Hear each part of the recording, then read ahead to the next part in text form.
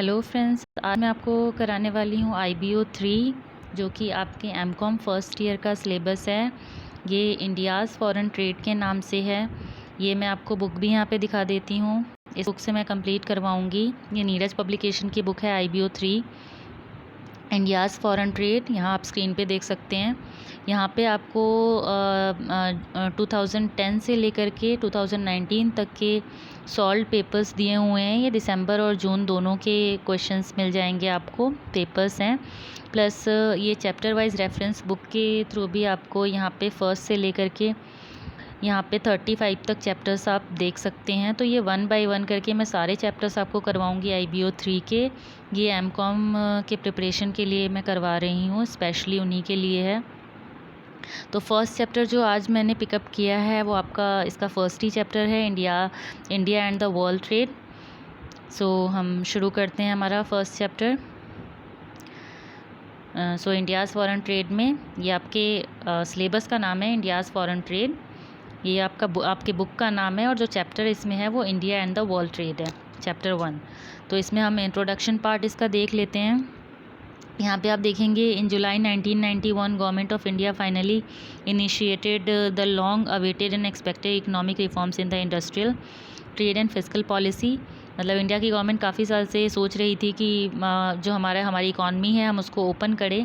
क्या था, हमारा 1991 से पहले हमारी इकॉनमी थी वो क्लोज्ड इकॉनमी थी, और 1991 के बाद हमारी इकॉनमी ओपन इकॉनमी बन गई। मतलब जो हमारी पॉलिसीज़ थी कुछ ऐसी थी 1991 से पहले कि मतलब एक्सपोर्ट इंपोर्ट जो फ्रीली हम नहीं कर पा रहे थे, नहीं कर सकते। तो हमने अपनी इकॉनमी को क्या किया, ओपन कर दिया, जिसकी वजह से दूसरी कंपनीज MNCs वगैरह हमारी कंट्री में आ पाई और हमारा एक्सपोर्ट और इंपोर्ट दोनों ही ड्रास्टिकली बढ़ा।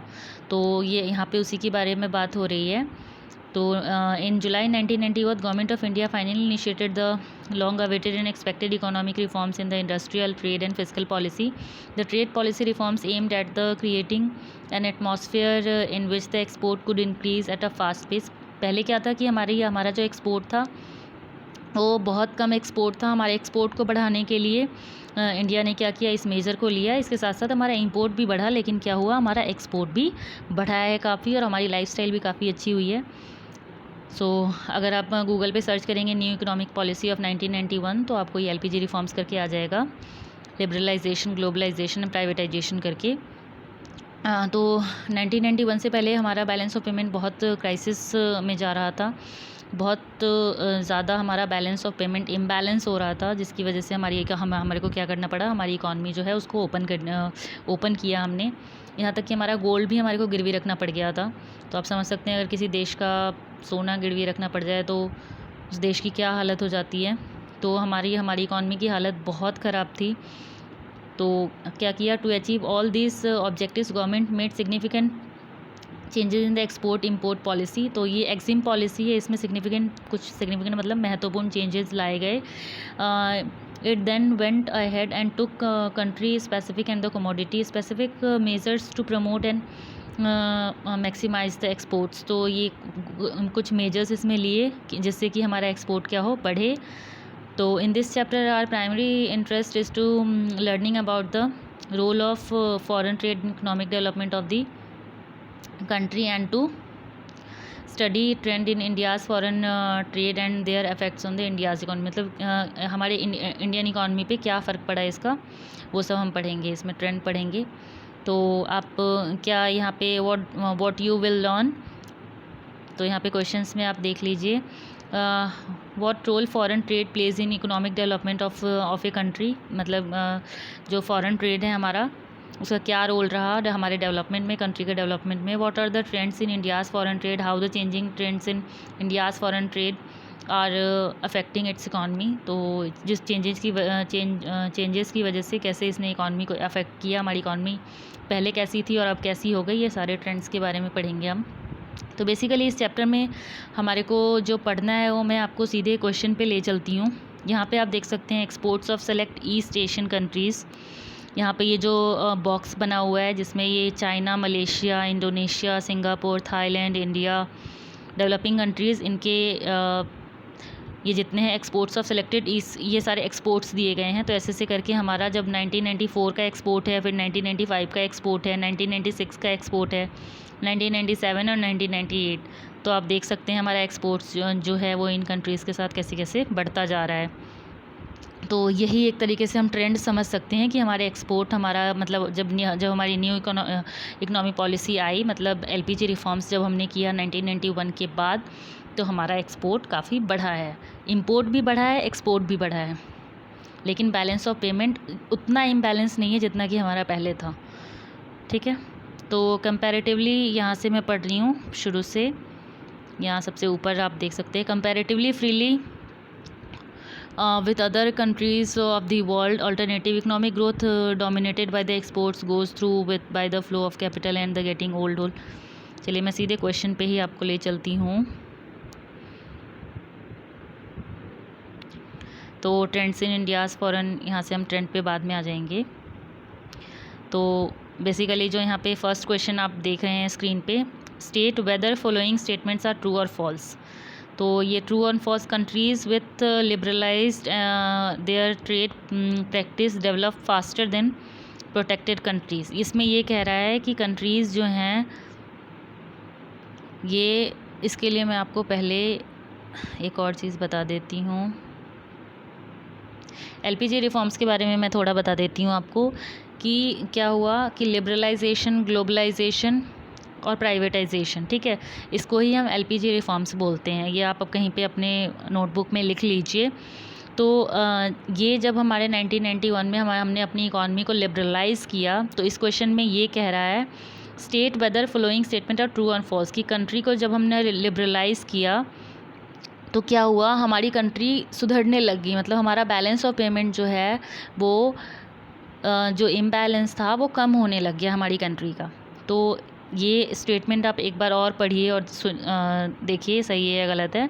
Countries which liberalise their trade, जो कंट्री अपने ट्रेड को लिबरलाइज करती है तो develop faster than protected countries, और जो कंट्रीज़ अपने ट्रेड को प्रोटेक्ट करके रखती है तो ये मतलब फास्टर रेट से कौन सी कंट्री बढ़ेगी, जिसने लिबरलाइज़ किया है वो बढ़ेगी, या जिसने अपनी कंट्री को प्रोटेक्ट करके रखा है, उस पर बहुत सारी रिस्ट्रिक्शंस लगा के रखी हुई हैं, वो कंट्री बढ़ेगी। तो ऑब्वियसली जिसने लिबरलाइज़ किया है, जिसने अपनी इकॉनमी खोली है, वो कंट्री बढ़ेगी। ठीक है, एलपीजी रिफॉर्म्स लाने का मतलब यही था, हमने अपनी इकॉनमी इसीलिए खोली क्योंकि हमारे को अपनी इकॉनमी को ग्रो कराना था, क्राइसिस से बाहर आना था, प्रॉब्लम से बाहर आना था। तो लिबरलाइजेशन, ये एलपीजी रिफॉर्म से ये किसी भी कंट्री के लिए अच्छी बात है।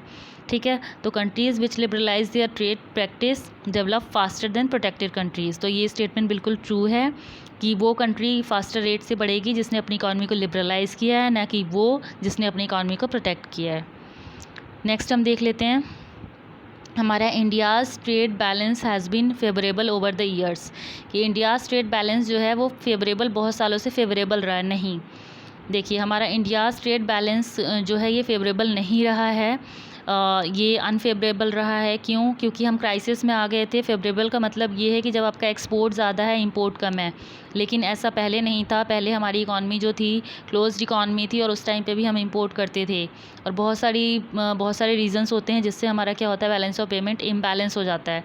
तो यहाँ पे जो स्टेटमेंट है, India's trade balance has been favourable over the years, की मतलब सालों में साल दर साल ये जो हमारा रहा है ये फेवरेबल रहा है, तो ऐसी बात नहीं है। ये 1990 पहले से 1991 के पहले भी इम्बैलेंस था और आज भी इम्बैलेंस है, फेवरेबल तो कभी रहा ही नहीं है ये। तो reduction in trade deficit is possible by increase in imports, reduction in trade deficit is possible by increase in imports. तो ये स्टेटमेंट बताइए ट्रू है या फॉल्स है। फॉल्स है ऑब्वियसली।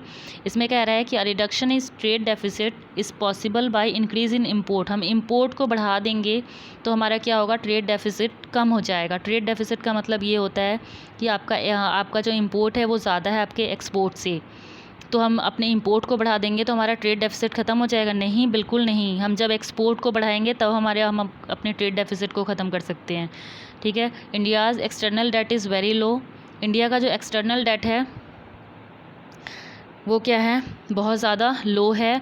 तो नहीं, ये भी स्टेटमेंट बिल्कुल फॉल्स है। इंडिया एक्सटर्नल डेट्स वो होते हैं जो हम बाहर की कंट्रीज़ से, बाहर की गवर्नमेंट से, हमारी गवर्नमेंट या हम खुद वहाँ की कंट्री के जो सिटीजन्स होते हैं वो पैसे लेते हैं, तो वो उनको हम फॉरेन डेट्स बोलते हैं कि बाहर की कंट्रीज़ से हम कैसे पैसे ले रहे हैं। जैसे हमारा IMF हो गया, वर्ल्ड बैंक है, उससे हम कितने पैसे, मतलब उससे जो हम पैसे ले रहे हैं ये हमारा क्या हो जाएगा, एक्सटर्नल डेट हम इसको बोलेंगे कि हम बाहर की कंट्रीज़ से कितना पैसा उठा रहे हैं। तो ये बोल रहा है कि India's external that is very low, बहुत कम है। तो नहीं, हमने लोन लिया हुआ है, हमारा एक्सटर्नल डेट जो है वो कम नहीं है। तो इंडियाज़, ये भी स्टेटमेंट फॉल्स है। India's imports have increase faster than the exports. तो ये कह रहा है कि इंडिया का जो इम्पोर्ट है वो ज़्यादा रेट से इंक्रीज़ हुआ है एज़ कम्पेयर टू एक्सपोर्ट्स। तो ये स्टेटमेंट ट्रू है। इंडिया का इम्पोर्ट बढ़ा है, एक्सपोर्ट भी बढ़ा है इंडिया का, जो हम ट्रेंड की अगर बात करें तो, बट इम्पोर्ट भी बढ़ा है, लेकिन जो इम्पोर्ट बढ़ा है वो फास्टर रेट से बढ़ा है एक्सपोर्ट से। ठीक है, नेक्स्ट क्वेश्चन हमारा है question number 2, state 3 benefits of trade liberalisation. ये कह रहा है ट्रेड लिबरलाइजेशन के आप 3 बेनिफिट्स बताइए। किसी भी इकॉनमी को लिबरलाइजेशन का मतलब क्या है, आप उसमें से रिस्ट्रिक्शंस वगैरह हटा देते हैं। तो लिबरलाइज़ करने के 3 बेनिफिट्स क्या हो जाएंगे, लिबरलाइज़ करने के 3 बेनिफिट्स आपके हो जाएंगे, यहाँ पे लिखे हुए हैं। Liberalisation gets a country's market and large and increase sales opportunities for its manufacturing and supplies. आपका क्या होगा, मार्केट बढ़ेगा। ठीक है, मार्केट आपका बढ़ेगा, सेल्स अपॉर्चुनिटीज़ बढ़ेंगी, मैन्युफैक्चरर्स बढ़ेंगे। ठीक है, आपने खोल दिया इकॉनमी को, आगे से लोग आकर के आपकी कंट्री में आकर के इन्वेस्ट करेंगे, तो मैन्युफैक्चरर्स भी बढ़ेंगे आपके और सप्लायर्स भी बढ़ेंगे ऑब्वियसली। तो ये बेनिफिट्स है। It creates new employment opportunity. ये आपका क्या कर सकता है, एम्प्लॉयमेंट अपॉर्चुनिटी क्रिएट करेगा। नई कंपनीज आपके उसमें आएंगी, आपकी डोमेस्टिक है प्लस नई और आ जाएंगी। हालांकि नहीं आने की वजह से डोमेस्टिक कंपनी में बहुत फ़र्क पड़ जाता है, बट अगर इस पर बेनिफिट्स पूछ रहे हैं तो अब इसी तरीके से डिस्क्राइब करेंगे। It creates new employment opportunities for the workers, नई एम्प्लॉयमेंट अपॉर्चुनिटीज़ आएगी। It also makes consumer supply as they can now purchase things at lower price. अब देखो बहुत सारी मार्केट में कॉम्पिटिटर्स होंगे, तो ऑब्वियसली प्राइस में भी कंपटीशन होगा, वो करेंगे, तो आपको लोअर प्राइस पे आप गुड्स को परचेज़ कर सकते हैं। Due to healthy competition and have wider choice in products. वही लिखा है कि मतलब आपके पास चॉइसेस भी ज़्यादा होंगी, कंपनीज ज़्यादा हैं, ठीक है, कंपटीशन ज़्यादा हैं, तो प्राइस कम, चॉइसेस ज़्यादा। तो the most third one is the most significant benefit is however that of the achieving greater growth potential for the overall economy of the country. तो ये सिग्निफिकेंट बेनिफिट क्या है इसका, ग्रेटर ग्रोथ, बहुत ज़्यादा country का ग्रोथ होगा। ठीक है, इसके पोटेंशियल्स बढ़ेंगे, तो ओवरऑल इकॉनमी हमारी क्या करेगी, ग्रो करेगी। तो ये हमारा सेकंड क्वेश्चन हो गया। Explain any 2 methods of reducing trade deficit. Trade deficit को रिड्यूस करने के मेथड्स बताइए। ट्रेड डेफिसिट मैंने क्या बताया, ट्रेड डेफिसिट क्यों होता है, ट्रेड डेफिसिट तब होता है हमारा जब हमारा इंपोर्ट जो है वो ज़्यादा होता है एक्सपोर्ट से। तो reduction in trade deficit is possible only इधर बाय रिड्यूसिंग इंपोर्ट और एनहेंसिंग एक्सपोर्ट। तो हमारा क्या है, इंपोर्ट ज़्यादा है एक्सपोर्ट से, तो ट्रेड डेफिसिट है। ठीक है, तो ये आप क्या करोगे, ये मैं आपको करके भी बता रही हूँ। आप जैसे हमारा इंपोर्ट को मैं आई से कर रही हूँ, 1 मिनट मैं पेन ले लेती हूँ। तो ये आपका इंपोर्ट है, ये पेन आपका चल नहीं रहा है, चलिए कोई बात नहीं, आप खुद ही लिख लीजिए। ये आपका जो इंपोर्ट है वो ज़्यादा है एक्सपोर्ट से, तो आपका ट्रेड डेफिसिट है। ठीक है, वहाँ पे आप क्या करेंगे, आप अपने इंपोर्ट को कम कर देंगे और आप एक्सपोर्ट को क्या करेंगे, एनहेंस कर देंगे। तो रिड्यूस करेंगे इंपोर्ट को, एनहेंस करेंगे एक्सपोर्ट को, तो आप क्या कर सकते हैं, ट्रेड डेफिसिट को कम कर सकते हैं। तो reduction is in import is describe